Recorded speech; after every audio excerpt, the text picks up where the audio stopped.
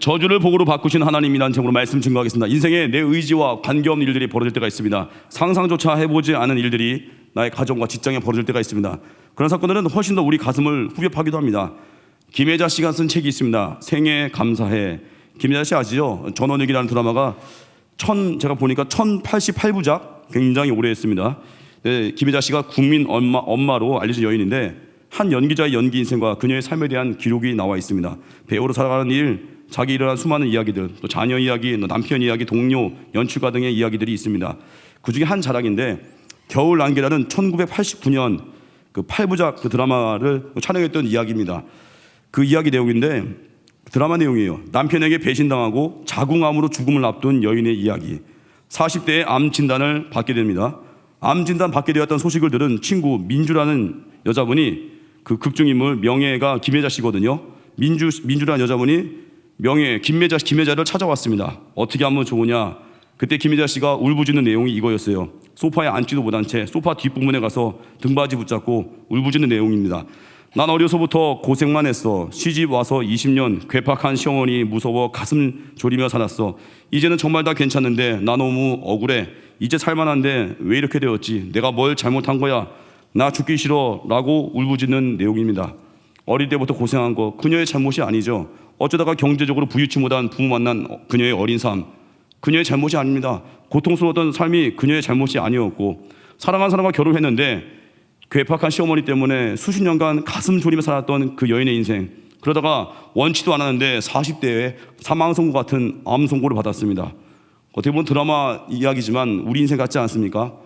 뭐좀 할만한 것 같은데, 살만해진 것 같은데 덜컥 원하지도 않았고 계획하지 않았던 갑작스러운 고난의 습격. 이때 우리 진짜 필요한 것이 있습니다. 세 가지예요. 첫 번째, 하나님 사랑에 대한 확신 가지라. 확신의 힘이 고난을 이깁니다. 두 번째, 사명이죠. 어리석어 보이는 그 일을 중단하지 말고 계속하라. 그의 나라를 구하라. 먼저 그의 나라. 아무리 힘들어도 먼저 그의 나라. 세 번째, 그러면 결과적으로 넉넉히 이긴다는 겁니다. 첫 번째 차례되어 증거하겠습니다. 첫 번째가 하나님 사랑에 대한 확신 가지라는 겁니다. 38절 앞부분에 보면 내가 확신하노니, 확신의 힘이죠. 내가 확신하노니. 확신은 뭐냐면 확고한 믿음입니다. 우리 그리스도인들에게 필요한 건 원치 않았던 시간에 찾아오는 수많은 공격들, 그 순간에 확고한 믿음 붙들어야 돼요. 그래서 우리 하나님 말씀을 마음판에 새기는 겁니다. 오늘 이렇게 초등부 암송대회를 했거든요. 뭐 성경 물론 암송이 힘들어 버거워하는 아이도 있겠지만 암송이 주는 파워가 뭔지 아십니까? 위기 순간에 말씀 로켓이 떠오르는 거예요.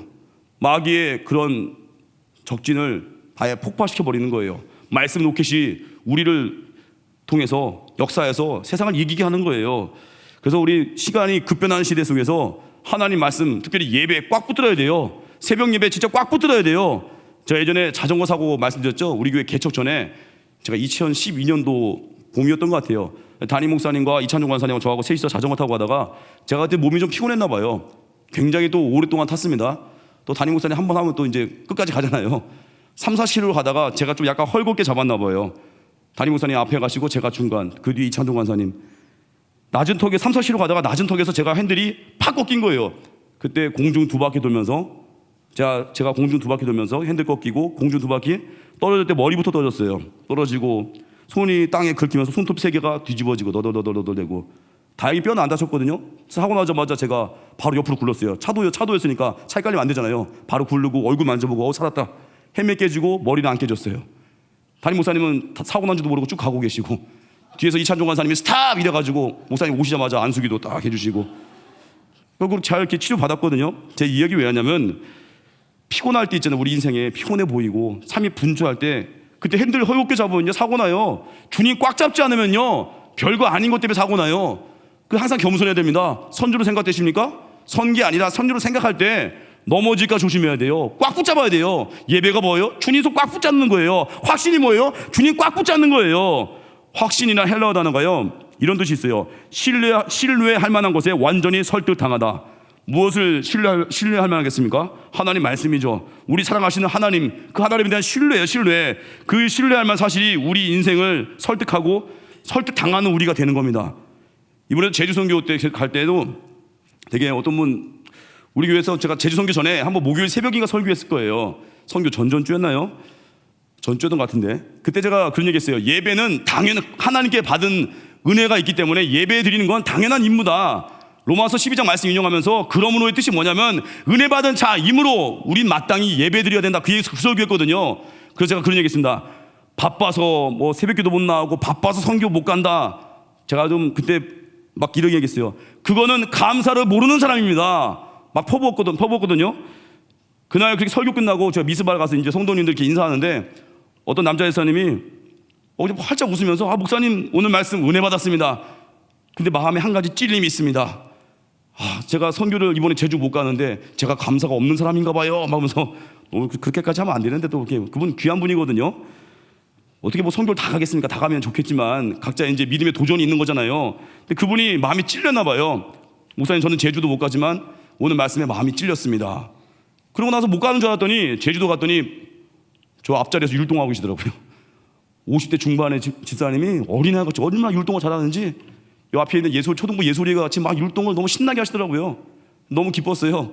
그게 뭐예요? 말씀 앞에 내가 굴복한 거예요. 말씀이 선포될 때 설득당한 거예요. 말씀이 선포되면요, 질서적인 메시지 증거되면, 십자가 복음이 세게 증거되면요, 두 가지예요. 이를 가며 나가든지 아니면 내가 어찌할꼬 하고 깨지든지.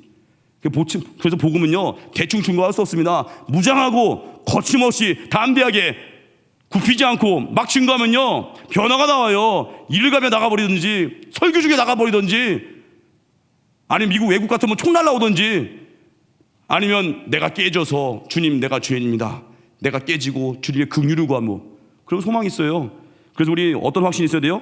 우리 사랑하시는 주님이 우리에게 광야를 허락하셔도 날 붙들어 주시고 제일 좋은 길로 인도하실 거야. 그 확신, 그 믿음 붙들면 일어섭니다. 우리는 대략 믿고 사는 게 아니에요. 조금만 일이 틀어지면 포기해버리는 거 아니라 하나님이 어떤 상황에도 나를 사랑하신다. 그분이 내 하나님 아버지다. 그거 믿는 거예요. 그래서 이스라엘 백성들 보십시오. 모압 왕 발락이 발람이라는 선지자 불러서 이스라엘을 저주하게 만들죠.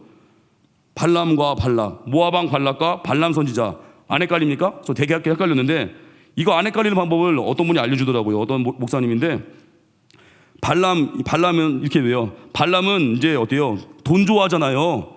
그러니까 발람은 뭐예요? 돈만 보면 코가 발랑발랑거린다 이렇게 외우래요. 죄송합니다. 썰렁한 얘기인데 전 그래도 헷갈리더라고요. 그 모압 왕 발락이 발람이라는 선지자 불러서 이스라엘 저주하게 하죠. 그 돈 좋아하는 그 사람 그놈 데리고 복채를 가득히 들고 부와 명예를 다 제공하겠다 하면서 제발 저 이스라엘 백성들 저주해달라 부탁하는데 놀랍게도 발람 입에서 나온 이야기는 저주가 아니라 복이었어요. 하나님이 막아버리죠. 신명기 23장 5절을 기록합니다. 내 하나님 여호와께서 너를 사랑하심으로 내 하나님 여호와께서 발람의 말을 듣지 아니하시고 내 하나님 여호와께서 그 저주를 변하여 복이 되게 하셨나니 하나님께서 사랑하셔서 저주를 복이 되게 하십니다. 저주가 이거 같이 보이는 일들을 복으로 바꿔버리는 거예요. 왜요? 사랑하기 때문에. 찬송가 370장 주 안에 있는 나에게 딴 근심이 있으랴. 우리 주님 안에 거해야 되거든요. 나를 사랑하신 하나님 안에 거하면 딴 근심이 사라집니다. 오직 사명을 위해서. 이게 확신이에요. 확신은 더 나아가서 어디서 나와요? 불붙는 기도에서 나옵니다. 기도하면 집중력이 생기고 기도하면 표대를 발견하게 되고 기도하면 이기게 됩니다. 마귀가 쓰는 유혹이 뭐예요? 분주하게 하는 거. 이번에 2014년도에 나온 신간 도둑맞은 집중력이라는 책이 있습니다. 도둑맞은 집중력이라는 책이 있습니다. 부제가 뭐냐면 집중력 위기 시대에 삶의 주도권을 되찾는 법. 여러분 우리는요 깊이 사고하는 능력을 많이 잃어버렸습니다. 잠시 잠깐 그 책 읽는 것도 너무 힘들어요. 한 챕터를 읽어내기도 힘들어하고 그리고 사람과 대화할 때도요 그 사람 앞에서 잠시 잠깐 휴대폰을 내려놓고 30분 대화하기도 너무 힘들어해요. 너무 힘들어해요. 교회 기도하러 왔다가 휴대폰이 울리면 그 전화 받으러 나갔다가 1시간 전화하고 아예 집으로 가버리기도 하고 우리의 연약함이거든요. 집중을 못해요. 근데 세상은 이걸 건드립니다. 페이스북 초대 사장 숀 파커가요 인터뷰에서 이런 얘기했습니다. 앱 만드는 앱 제작자들이요 사람들의 주의력과 시간을 가능한 많이 쓰게 하려면 어떻게 해야 될까 이걸 고민하고 연구한대요. 사용자가 앱에 머무는 시간 그 시간이 길수록 광고 수익 등 부가가치를 극대화할 수 있다는 거예요. 세상이 우리를 속이고 있습니다. 마귀는 우리를 분주함의 노예 만들고요. 먼저 축복 얻으면 그 축복에 취해서 정신 못 차리게 만들고 그래서 결국 기도를 못하게 하고 하나님께 머무는 시간을 무력화시키는 거예요. 이게 마귀 장난질이에요. 제가 1절 말씀드렸죠. 장개석 총통 이야기. 신실한 그리스도인으로 알려진 분입니다. 매일 아침마다 꼭 정해진 기도 시간이 있대요. 그분이 했던 유명한 말이 있습니다. 내가 기도하는 시간을 방해하지 말라. 미국 대통령이 전화해도 바꾸지 말라. 대단하죠? 여러분, 누구까지 전화하면 받겠습니까? 각자 이분 전화는 내가 받을 거야 하는 사람 있죠? 그 기준을 더 높여버리십시오. 내가 생각할 때 존경하는 그분이라 할지라도 나 기도할 때 전화 안 받습니다. 제가 기도할 때 담임 목사님들 한번 전화했을 때 제가 기도하는 중이라 전화 안 받았거든요. 제가 부끄럽지 않았어요. 목사님 나중에 기도 끝나고 목사님 전화하셨어요 했더니 목사님이 오히려 이 목사 기도했었어. 그 온유한 음성. 기도하는 사람은요, 기도하는 사람한테 방해하는 거 그거 부담스러워해요. 우리 인생의 권위를 갖고 사십시오. 이리저리 다 쫓아다니는 거 아닙니다. 나는 이 시간은 예배의 시간입니다. 나는 이 시간은 기도 시간입니다. 그러면 여러분이 그렇게 어려워하는 그 회사 상관도요 함부로 못 대해요. 이분 묵직하구나. 이분은 나보다 더 높은 분이 계시구나. 이분의 인사권자, 이분의 발령권자는 하나님이신가 보구나.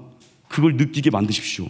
그게 기도에서 나오는 집중력이고, 기도하잖아요, 모든 저주를 복으로 하나님 다 바꾸십니다. 이 첫 번째 메시지. 두 번째는 어리석어 보이는 일을 계속하라는 거예요. 아무리 어려워도 내 앞이 멀고 하면도 주님만 따라가는 거예요. 이게 확신이거든요. 신앙생활은 이런 확신 때문에 어리석어 보이는 그 일을 계속하는 겁니다. 확신하기 때문에 사도 바울 어때요? 상상치 못한 일을 당했습니다. 복음 전하는 것 때문에 돌에 맞아 죽을 지경까지 갔는데 다시 일어나서 복음 증거합니다. 확신이 있으니까 이거 하죠. 복음 증거하다 돌 좀 맞았다고 믿음 연약하면 막 삐질거려? 내가 돌 맞아 죽으려고 이거 하나? 근데 믿음으로 충만하니까, 불붙은 믿음이니까 사도 바울은요 그 모욕과 수치 속에서도요 다시 달려가잖아요. 제가 선교지 보면요, 그 우리 교회 보면 어르신들을 보면 되게 그분의 원래 직책을 갖고 있었던 분이, 그분의 원래 직책은요, 우리 교회 지금 이영근 지사님 원래 해군 장성 출신이거든요. 원스타.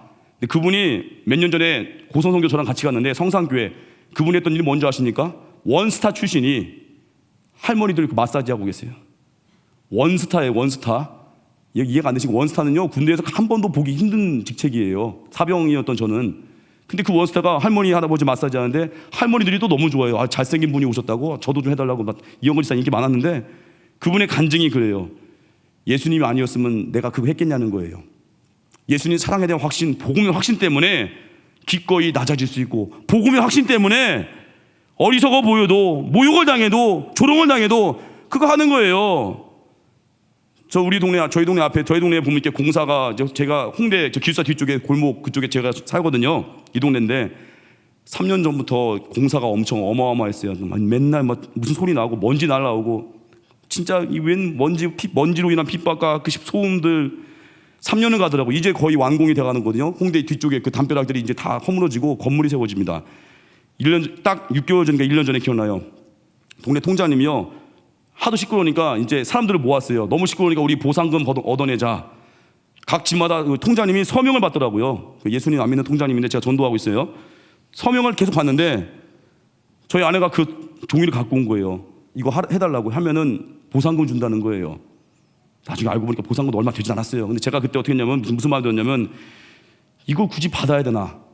이 동네 사는 주민들이 어차피 여기 건물 세워지면 땅값 올라갈 거 아니에요. 근데 뭐 소음 좀 났다고 또 보상금 신청하고, 어차피 건물 지어지면 보상금 또 땅값 올라가지고 저거 해거리면서 좋아할 건데, 제가 그때 그랬어요. 저 아내한테 서명하지 말아라.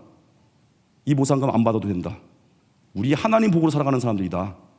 그렇게 했더니 통장님이 나중에 이제 그 사실을 알고 찾아온 거예요. 왜 이 집만, 저희 집 얘기하는 거예요. 왜 이 집만 유독 그 서명 안 하냐고. 제가 그랬습니다. 나 예수 믿는 사람입니다. 하나님이 주신 복이 있습니다. 죄송하지만 서명 안 하겠습니다. 우리 신앙생활 너무 억울한 일 너무 못 견디는 분들, 그 믿음 점검해야 돼요. 관용을 베푸지 못하는 거 믿음 점검해요. 믿음 점검해야 돼요. 주님이 가까우시기 때문에, 주님의 갚아주심이 있기 때문에 우린 용서할 수 있고요. 주님이 갚아주시는 거 믿기 때문에 우리 쉽게 컴플레인 안 하고요. 주님이 갚아주시는 거 믿기 때문에 우린 억울한 일 당해도 배짱 있게 달려갑니다. 시편 139편 8절에 12절 보니까 시편 기자가 확신을 고백합니다. 어둠의 골짜기 찾아와도 기지 않지 않았던 일들이 막 벌어져도 막 그 고백하는 거예요. 8절 보니까 내가 하늘에 올라갈지라도 거기 계시며 수월에 내 자리를 펴지어도 거기 계시나이다. 수월은요 죽음의 자리라는 뜻이거든요. 사망이 있는 자리가 수월인데, 수월에 우리 인생 자리가 펼쳐진다 해도 나를 사랑하는 하나님이 계신다. 이 확신이에요. 또 12절 보니까 주에게서는 흑암이 숨기지 못하며 밤이 낮과 같이 비추다니 주에게는 흑암과 빛이 같음이니이다. 우리 인생에 흑암이 찾아와도요, 주님께는 그게 빛과 다름이 없다는 거예요. 어둠이 와도 광야 같아도 주님은 그걸 빛으로 만드십니다. 이걸 믿으니까 우리 어때요? 확신 가운데 끝까지 사명을 걷습니다. 중단하지 않고 선교 갑니다. 중단하지 않고 복음을 증거합니다. 세 번째, 결과적으로 그러면 넉넉히 이긴다는 거예요. 37절 같이 읽겠습니다. 시작. 그러나 이 모든 일에 우리를 사랑하시는 이로 말미암아 우리가 넉넉히 이기느니라. 확실하게 이긴다는 거예요. 넉넉히 이긴다에 세 가지 의미가 있습니다. 첫 번째, 넉넉히 이긴다는 건요, 소중한 것을 잃지 않는다는 거예요. 마귀하고 싸우다가 하나님과 관계, 예배, 꿈과 비전, 이거 잃지 않는다는 거예요. 두 번째, 넉넉히 이긴다는 거 두 번째는 아름다움을 잃지 않는 거예요. 니체가 이런 말 했습니다. 괴물과 싸우는 사람은 그 싸움 속에서 스스로 괴물이 되지 않도록 조심해야 된다. 한마디로 이리와 싸워도 양으로 남으라는 거예요. 세 번째, 넉넉히 이긴다. 영적인 진보를 이루라는 거예요. 싸워 이기면서 강해진다는 거예요. 영적으로 더 성장하고 고난을 낭비하지 않는 거예요. 다윗 보십시오. 사울에게 10년간 억울하게 쫓겨다니면서도 다윗은 성숙했습니다. 신앙과 인격, 리더십이 다 자라났습니다. 그리고 우리 신앙생활 하나님 앞에 거해야 성장합니다. 그래서 넉넉히 이긴다는 거, 소중한 거 잃지 마십시오. 아름다움 잃지 마십시오. 영적인 전진하십시오. 그래서 우리 최고는요, 이 내가 당한 고난 통해서 살리는 자가 되는 겁니다. 약할 때 기뻐하라는 책이 있습니다. 마르바 던이라는 신학자가 쓴 책인데, 저자가 대학원 시절에 유대인 철학자에게 강의를 들었다고 합니다. 유대인 철학자는요, 그 유대인 랍비디 전하는 미드라시, 그 해설된 성경 이야기 가지고 창세기 22장 아브라함이 외아들 이삭 바치는 사건을 이게 설명을 하는데, 그 내용이에요. 아브라함이 하나님께 물었습니다.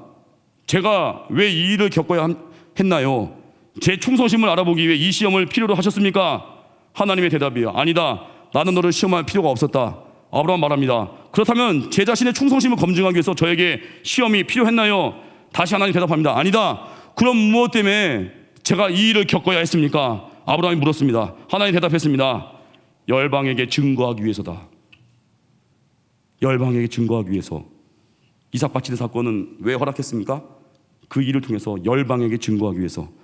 초라한 인생 여정 가운데 하나님이 하실 일이 있습니다. 그 일을 통해서, 그 고난을 통과하고 이김을 통해서 다른 누군가에게, 열방에게 살아계신 하나님을 증거하기 위함이라는 거예요. 내가 당한 지금 혹시 극심한 고난 중에 있는 분이 있습니까? 내가 당한 고난이 나중에 먼 훗날, 아니 가까운 근래에도 누군가를 위로하는 통로가 될 것입니다. 고린도서 1장 5절 보니까 그리스도의 고난이 우리에게 넘친 것 같이 우리가 받는 위로도 그리스도 말미암아 넘치는도다. 고난이 넘치는데 위로도 넘쳐요. 넘치게 위로받고 이제는 넘치는 위로자가 됩니다. 그리고 우리 고난 당할 때 하나님 전문가가 되십시오. 병 걸렸더니 병만 연구하지 말고 말씀을 연구하고 말씀을 묵상해서 고난으로 인해서 하나님 전문가가 되십시오. 하나님을 힘써하십시오. 예배드리십시오. 이게 파워예요. 그래서 우리 신앙생활 고난에 동참하는 거예요. 고난은 뭐겠습니까? 고난은 불편하다는 거예요. 편안함과 불편함, 우리 인생의 두 가지 길이죠. 편안한 길, 불편한 길, 모두 고통이 있습니다. 여러분, 썬다싱이요, 인도의 시크교 집안에서 태어나 자랐습니다. 썬다싱, 그가 15살 때 환상 통해서 그리스도를 만나서 예수님 믿게 되었습니다. 그 사실을 가족들에게 말하니까 미쳤다고 했어요. 그리고 그건 꿈일 거야 라고 말합니다. 그런데 썬다싱이요, 그리스도인에서 거듭나서 예수님을 계속 고백하니까 막 핍박이 막 가해지고 있어요. 썬다싱이 핍박 속에서 이렇게 얘기했습니다. 핍박이 아무리 강해도 그리스도와 함께 있지 않았을 때 내가 겪었던 불안과 같은 상태에 비하면 그깟 핍박은 아무것도 아니었다. 이게 뭐예요? 내가 예수님 몰랐을 때 당했던 불안과 고통에 비하면 그 핍박은 별거 아니라는 거예요. 환난과 핍박 견디는 거 어렵지 않다는 거예요. 그래서 말합니다. 그리스도가 없는 상태의 나는 물 없는 물고기와 같았고 새가 물속에 들어있는 것과 같았기 때문입니다. 핍박은 아무것도 아닙니다. 나는 그리스도인으로 이 땅에 살지만 하늘에 사는 것입니다. 이것이 뭐예요? 하나님과 함께하는 사람의 담대함이에요. 여러분, 우리 인생에 뭐든지 좋은 곳은 불편함이 있지만 그 좋은 걸 안 할 때에도 불편함이 있습니다. 새벽기도 하는 거 불편해요. 왜? 우리 본성은 자고 싶거든요. 근데 새벽기도 안 하는 것도 불편할 거요. 왜요? 새벽기도 기도 없이 하루 살아보십시오. 영적으로 밀리는 느낌이 와요. 철야기도 하는 거 불편합니다. 금요일 밤에 진짜 푹 자고 싶죠. 불편하지만 안 하는 건 더 불편해요. 한 주간 쌓여 있었던 내 마음의 앙금을 품지 않은 채 그 밤을 맞이해요. 아주 그냥 기분 나쁜 밤이 돼버려요. 마음의 변비를 가지고, 마음의 미움이란 변비, 염려란 변비 가지고 주말을 맞이합니다. 그래서 차라리 안 하는 건 더 불편한 거예요. 용서요? 용서하는 거 불편합니다. 근데 용서 안 하는 건 더 불편해요. 용서 안 하려고 하니까 그 사람 피해 다녀야 되고, 인사할 때 쌩 까야 되고, 얼마나 힘들어요. 용서 안 하는 사람 쌍코피 흘려요. 그 약 줘야 돼요. 피로회복제. 여러분, 11조 하는 것이 불편할까요? 안 하는 게 불편할까요? 안 하는 고통이 훨씬 큽니다. 11조 하는 거, 돈이 없을 때, 돈이 많이 벌릴 때 11조 하는 거 좀 불편하죠? 안 해보십시오. 더 불편할걸요? 왜요? 돈의 노예가 돼버려요. 눈치 보게 돼요. 베풀지도 못해요. 돈 써야 될까봐 공동체도 못 가버려요. 불행하지 않습니까? 순종 안 하는 게 불쌍한 거예요. 효도하는 거, 부모님 평생 우리 효도하는 거, 잘 봉양하는 거 불편하죠? 때 되면 또 인사해야 되고, 명절날 뭐 인사 안 오면 뭐 욕먹기도 하고, 불편하지만 그건 축복이에요. 효도 안 하는 고통이 훨씬 커요. 왠지 아십니까?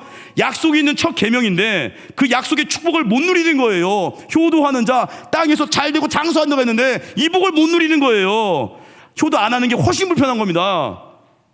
사람들 만났을 때 부모님 말도, 부모님 이야기도 못 꺼내고 얼마나 힘들어요. 대화의 소재가 항상 제한적이에요. 감추게 되고. 제주도 겨자씨교회 제가 다녀왔습니다. 제주선교 겨자씨교회 강복자 목사님 이런 얘기 했습니다. 그 동네 옆에 신산공원이 있거든요. 거기 어른들이 많이 오신대요. 공원 어르신들에게 그 건방조도를 많이 하셨대요. 근데 너무 고마워한대요. 우리가 뭐라고 이렇게 건방, 작아 보이는 이 건방인데 그것도 조차 너무 고마워드려요. 어르신들이 말합니다. 강복자 목사님께 이런 얘기를 했대요. 목사님, 우리는 개만도 못합니다. 왜요? 했더니 그 동네에 애완견 키우는 부부들이 참 많대요. 개들은 그렇게 잘 먹이고 유모차에 태우기도 하고 침대에 눕혀 재우기도 하는데 우리는 개만도 못하대요. 어르신들이, 자식들이 연락도 없고 찾아오지도 않고 우리는 개만도 못하다는 거예요. 참 슬픈 현실이죠.